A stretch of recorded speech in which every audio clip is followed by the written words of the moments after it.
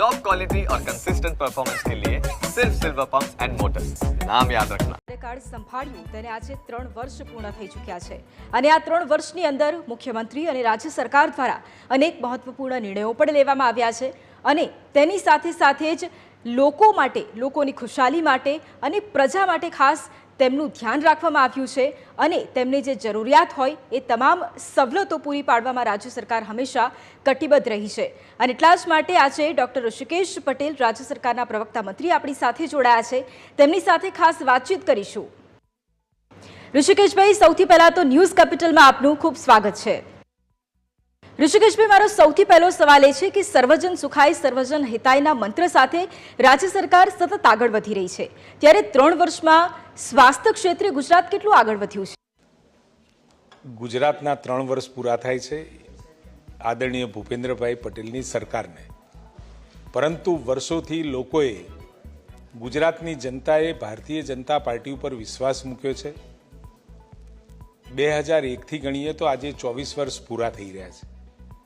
14 વર્ષનું શાસન આદરણીય પ્રધાનમંત્રી મોદી સાહેબનું જે ગુજરાતમાં રહ્યું અને જેના કારણે એક ચોક્કસ દિશા અને વિકાસની ગતિ, વિકાસની દિશા, સામાન્ય લોકોને જીવવાની પદ્ધતિમાં પડી રહેલી મુશ્કેલીઓનું નિવારણ, એટલે કે ease of living, ease of doing ને ઇઝ ઓફ બિઝનેસ, આ તમામ બાબતોમાં એક ચોક્કસ રોડ મેપ આપ્યો અને એના પરિણામે 14 વર્ષનું શાસન લોકોને વિશ્વાસ જગાવ્યો કે રાજ્ય સરકાર એની દરેક જરૂરિયાતોમાં, રાજ્ય સરકાર એની દરેક દુઃખ દર્દોમાં સહભાગી રહે છે। એવી જો કોઈ સરકાર હોય તો ભારતીય જનતા પાર્ટીની છે।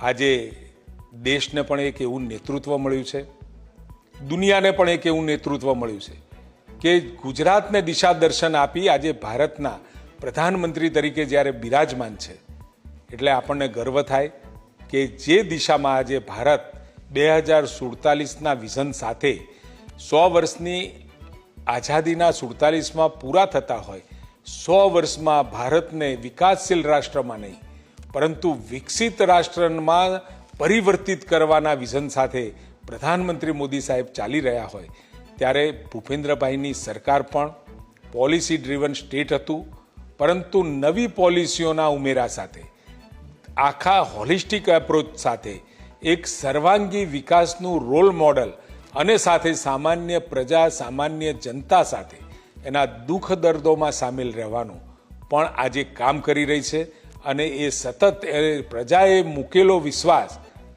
અને એ જતાવેલા વિશ્વાસના કારણે આજે સરકાર કન્સિસ્ટન્ટલી દર વખતે જે વિકાસના આયામો સર કરીએ એમાં આગળ જવાનું કામ એ આ ભૂપેન્દ્રભાઈ પટેલ સાહેબની સરકાર કરી રહી છે। ઋષિકેશભાઈ, સીએમ અને તમારા માર્ગદર્શનમાં ગુજરાત આગળ વધ્યું છે એ સ્પષ્ટપણે વાસ્તવિકતા છે, પરંતુ ચાંદીપુરા અને કચ્છમાં જે ભેદી મોત થઈ રહ્યા છે તે અંગે આપ શું કહેશો? તમે મને આરોગ્યનો પહેલો જે પ્રશ્ન પૂછ્યો એમાં આદરણીય નરેન્દ્રભાઈએ અહીંયા સામાન્ય કિડની ડાયાલિસિસ માટેના જે પેશન્ટ હોય એ લોકો માટેની સગવડની શરૂઆત કરી હતી અને ભૂપેન્દ્રભાઈની સરકારમાં પ્રતિ 30-40 કિલોમીટર ઉપર ડાયાલિસિસ સેન્ટર મળે, દરેક જિલ્લાની અંદર કેન્સર માટેની સુવિધાઓ મળી રહે, આરોગ્યનું માળખું જ્યાં આગળ 30-40 કિલોમીટરે પીએચસી હોવું જોઈએ અને 5000ની વસ્તીએ એક આરોગ્ય મંદિર હોવું જોઈએ, એ દિશામાં આગળ વધી અને દરેક જગ્યાએ ટેસ્ટિંગ વધારવાનું, આરોગ્યની ફેસિલિટી વધારવાનું, આરોગ્ય માટે પરીક્ષણના સાધનો પહોંચાડવાનું, મેડિકલ કોલેજ બનાવી અને ડૉક્ટરો નવા તૈયાર થાય એ માટેની વર્ગ 1ના એટલે કે MSMD જેવા ડૉક્ટરો, સુપર સ્પેશિયાલિટી ડૉક્ટરો અને સાથે ગુજરાતનું જે મેડી સેન્ટર કહેવાય, મેડી સિટી કહેવાય, એવા અમદાવાદની અંદર પણ આદરણીય મોદી સાહેબનું જે સ્વપ્ન હતું એ સ્વપ્ન પણ આપણે પૂરું કરી શક્યા છીએ। એ પણ આ છેલ્લા 3 વર્ષની અંદર સાહેબના માર્ગદર્શના હેઠળ આપણે મેડિસિટી સેન્ટર પૂરું કરી રહ્યા છીએ। ઋષિકેશભાઈ, રાજ્યના CHC સેન્ટર્સમાં કેટલાક ગામડાઓમાં તબીબોની હાજરી લગભગ નથી હોતી અને શહેરમાં જે તબીબો તૈયાર થાય છે એ ગામડામાં નોકરી કરવા નથી તૈયાર થતા। આ વાત કેટલી સાચી? આપણે હાલમાં જ જે તબીબો ખૂટતા હતા, લગભગ 1200 જેટલા તબીબોના હુકમો પણ કરી દીધા છે અને આજે દરેક જગ્યાએ જ્યાં 3નું મહેકમ હોય ત્યાં 2 ડૉક્ટર અને જ્યાં એક પીએચસી લેવલ ઉપર 1 ડૉક્ટર હોય ત્યાં 1 ડૉક્ટરો અત્યારે એની હાજરી આપણે સુનિશ્ચિત કરાવી લીધી છે.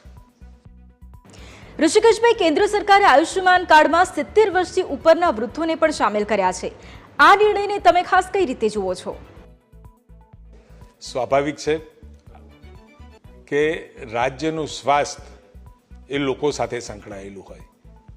આદરણીય પ્રધાનમંત્રી મોદી સાહેબે આયુષ્યમાન કાર્ડ આપ્યું, એના ખર્ચામાં રાહત કરી, એને આઉટ ઓફ એક્સપેન્સ ઘટાડી દીધો અને એમાં પણ 10 લાખ સુધીની સારવાર.